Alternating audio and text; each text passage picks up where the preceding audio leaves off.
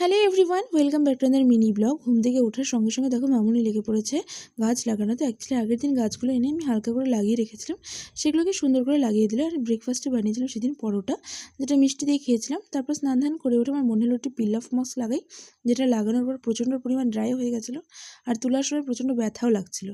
আর সেদিন ওয়েদারটাও প্রচণ্ড ভালো ছিল, সে কারণে আমি অনেক ধোয়া কাচা করেছিলাম। সাথে সাথেই ব্যাগটাকেও ধুয়ে দিয়েছিলাম, যেটা অনেক দিন থেকে আমার উইশলিস্ট ছিল, যেটাকে ধোবো কিন্তু হচ্ছিল না।